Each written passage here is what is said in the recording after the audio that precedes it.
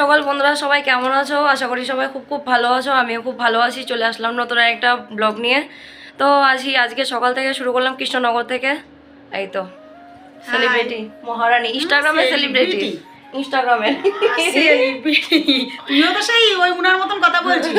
আমরা তো আর ইনস্টাগ্রামে সেলিব্রিটি নই। হ্যাঁ, আমরা তো ইনস্টাগ্রামে সেলিব্রিটি নই। বলেছিল হয়ে তো দেখিয়েছি। হ্যাঁ, তাহলে এক জায়গায় তো হয়েছি। অস্বীকার করবা কেন? হ্যাঁ ঠিকই তাই। তাহলে তো যাই হোক, এত ঝগড়া বাঁধিয়ে লাভ নেই যাওয়ার আগে। তো আমরা কোথায় যাচ্ছি লুকোনোর আর কিছু নেই, তোমরা টাইটেল থামলাইন সব কিছু দেখে বুঝে গেছো। তো ওখানেই যাচ্ছি আমরা। আর এটা নিয়ে আমার দ্বিতীয়বার যাওয়া। তখন তো মনে করো মন্দিরাদি ছিল না। আর মন্দিরাদি মনে করো যে বাড়িতে প্রবলেম ছিল বলে প্রচুর ঝড়ঝাপটা গেছে বা এখনও যাচ্ছে, মানসিক দিক থেকে এখনও ঠিক নেই। তো আমার খুব ইচ্ছে, আমি এত দূর এসেছি মনে করো ভাস্তি ডাক্তার দেখাতে, আর মন্দিরাদিকে দেখার ইচ্ছে ছিল। তাই আমি ভাবলাম যে না যাই, দেখা করে আসি। মন্দিরাদি যখন এখন বাড়িতে আছে, আর সোমনাথদার সাথে এর আগে শুধু দেখা করে এসেছিলাম। তো সবাই রেডি। হ্যাঁ হ্যাঁ চলো, কারণ ঘর থেকে সবাই বেরিয়ে গেছে, আমরা বেরিয়ে যাবো। তাই তোমরাও সবাই আবার মতো। তো যাই হোক, ঘর থেকে বেরিয়ে গেলাম। কোনটা হবে হয়তো? হ্যাঁ দাও দাও দাও, ফোনটা দাও। তো সবাই বেরিয়ে গেলাম, তোমাদের দাদাভাই ওরা বেরিয়ে গেছে।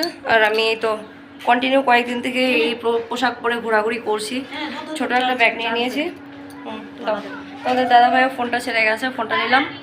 আর সবাই একদম রেডি। দেখো তোমাদের দাদাভাই আর জয়দা বেরিয়ে গেছে, কিন্তু ওইদিকে ওই মিঠি আর পুচকি এই ঘরতলা মাসে। আমরা এখন বেরিয়ে যাচ্ছি মন্দিরাদি বাড়িতে। তো চলো দেখা যাক। আর মন্দিরাদিকে তো কোনো মানে ফোন টোন করে কোনো আগে থেকে কোনো কথা মানে যোগাযোগ হয়নি। জুতা পরিনি। তো চলো যেতে যেতে দেখা হচ্ছে। একসাথে এত কথা বলে ফেললে পরে আর মানে সেরকম আর কিছু বলা হবে না, সময়ও নেই। যেতে যেতে বলছি। সকাল সকাল একটু আগে বেরোনোর কথা ছিল, কারণ কালকে রাতে ঘুমোতে প্রচণ্ড লেট হয়ে গেছে। তো ছোটো মেয়ে খুব বিরক্ত করছিল, কেন জানি না, রাত্রি 2টো কি 3টার দিকে ঘুমিয়েছে। তো সকালে তাই উঠতেও লেট হয়ে গেছে। সেই দেরি করে বলতে তাড়াহুড়ো করে রেডি হতে হলো, কারণ 12টা কততে একটা ট্রেন ছিল। তো সেই ট্রেনে রানাঘাটে গিয়ে পৌঁছবো। আর এখানে মেয়েকে রাস্তাতে বকাঝকা করছিলাম রাতের ব্যাপারটা নিয়ে, তাই হাসাহাসি হচ্ছে।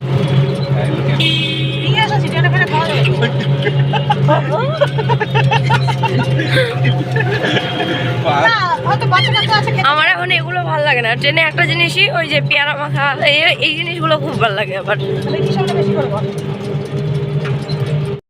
আর এখান থেকে কৃষ্ণনগর স্টেশন থেকে আমি ভিডিও স্টার্ট করেছিলাম, স্টেশনের বাইরে থেকেই। কারণ শুনলাম ভেতরে নাকি, এটা আমি নতুন শুনলাম এবারে এসে, এর আগের বার কিন্তু এরকমটা ছিল না। ট্রেনের থেকে শুরু করে ট্রেনের ভেতরে বাইরে যেখানে ইচ্ছে সেখানে ভিডিও করেছি।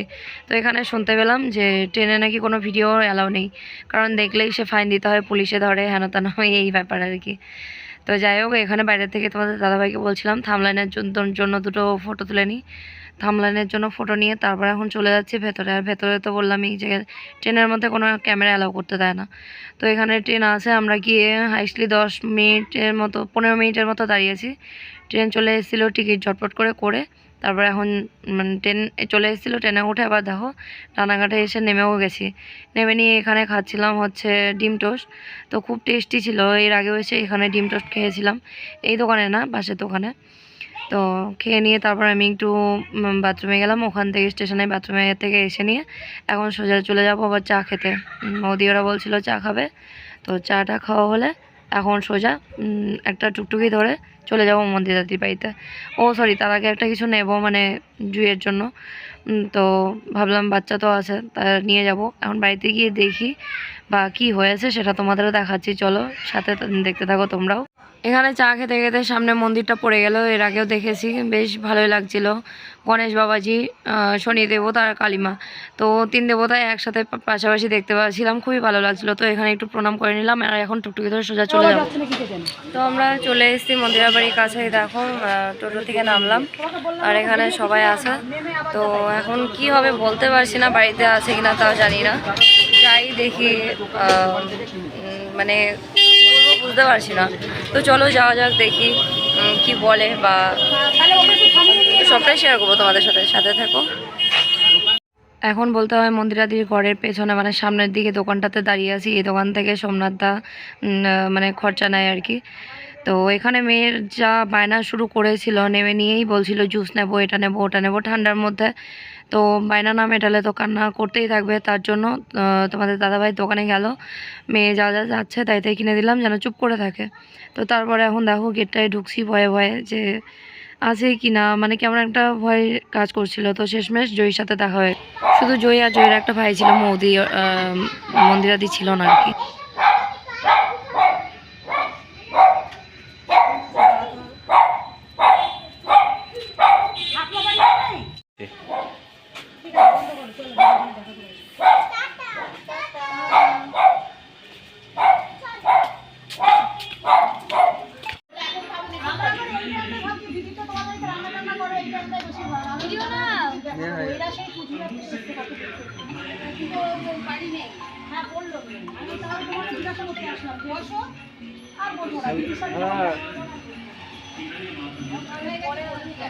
আমরা কিন্তু এখানে দাঁড়িয়ে আছি অনেকক্ষণ থেকে। তো মন্দিরাদি বাড়িতে নেই, দেখতেই পেলে তোমরা। এখন মাসিমা যা বললো, বলে বেরিয়েছে, মানে ডক্টর দেখাতে, মেয়ে বললো ডক্টর দেখাতে গেছে, এই কথা বললো। জয়ের সাথে কথা বললাম একটু, কালীবাড়ি বলে আমি চলে আসলাম বেরিয়ে। তো এখানে এসে ওয়েট করছি আমরা এই জায়গাতে, মোড়টা যা আছে মোড়ের রাস্তায় দাঁড়িয়ে আছি, সবাই অপেক্ষা করছি যে এত দূর থেকে যেহেতু এসছি, মনে করো এর আগে এসেছিলাম তখন তো মন্দিরাদি বাড়িতে ছিল না, শুধু সোমনাথ ছিল, সোমনাথদা ছিল। তো এখন হচ্ছে গিয়ে বললাম যে এত দূর থেকে এসেছি, তাহলে দেখা করেই যাই, তার জন্যই দাঁড়িয়ে আছি যে ঘন্টাখানিক 1-1.5 ঘন্টা দেখবো। আর তা যদি না আসে, এখন 2:30টার মতো বাজে, দেখলাম ওটা বাজে দেখিনি, একবার 2:18 বাজে। তো এতক্ষণেও যদি না আসে বা কি, তাহলে দেখছি মানে চলে যাব আর কি। তো আমি ভাবলাম যে এখানে যেহেতু দাঁড়িয়ে আছি, একটু সময় ওয়েট করি আমরা সবাই, ওদের আসা অপেক্ষায় আছি।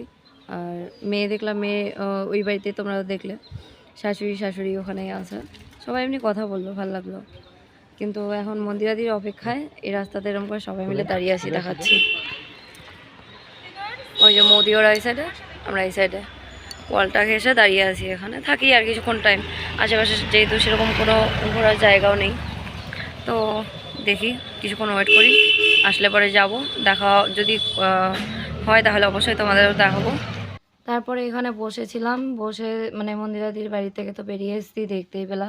আর এখানে মন্দিরাদির আশেপাশের কিছু লোক ছিল, কেন জানি না, বলতে পারি না, মানে তারাই পরনিন্দা পরচর্চা শুরু করে দিয়েছিল। আমরা তো সেগুলো শুনতে যাইনি, বলো, আমরা মন্দিরাদি বাড়িতে ছিল না বলে ওয়েট করছিলাম অনেকক্ষণ থেকে। তো এখানে ওই দেখতে পাচ্ছ, আমি জুম করে দেখাচ্ছিলাম, কয়েকটা মহিলা ছিল এখানে, কিছু দিদিরা ছিল, ওরা যা পারছিল মন্দিরাদির শাশুড়ির নামে, মন্দিরাদির নামে অনেক কিছুই বলছিল আর কি, খারাপ খারাপ কথা।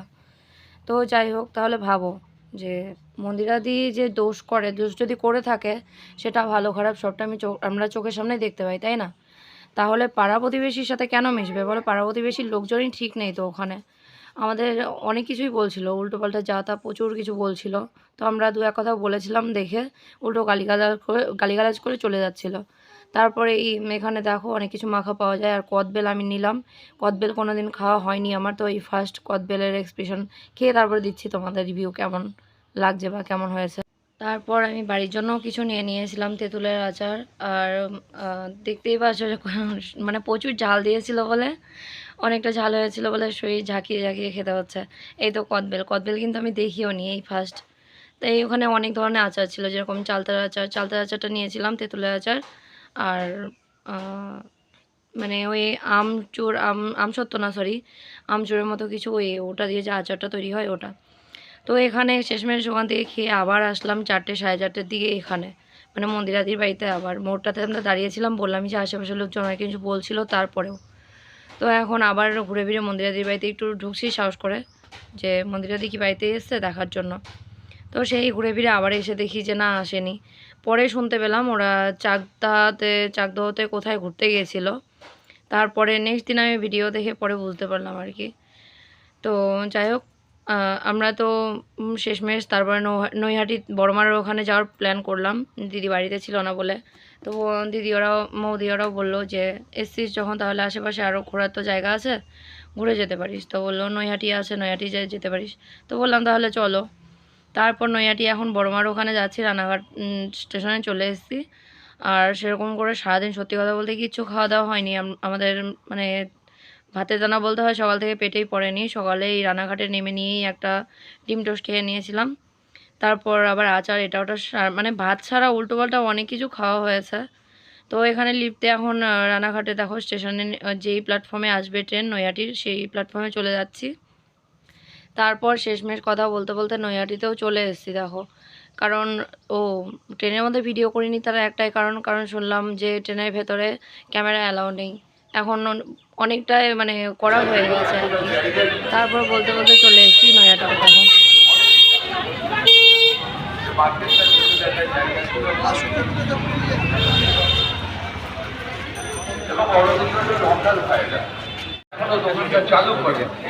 সিঙ্গেল ব্যাগ মানে বুঝো, তোমার যে ওই ব্যাগটা আছে না যেটা নতুন নিছো, হ্যাঁ ওই ব্যাগটা আমাদের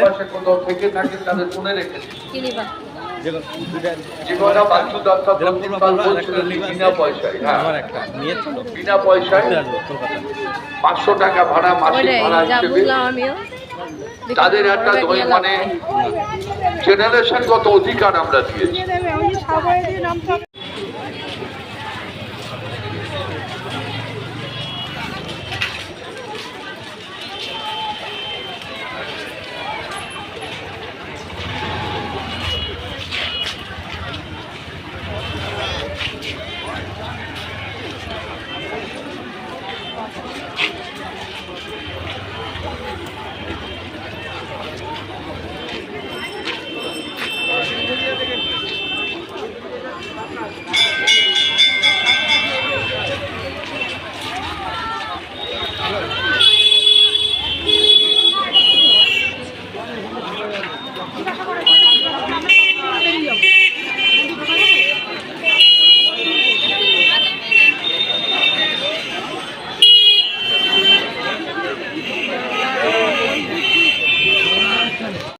তারা মা এনো ফটো দাদা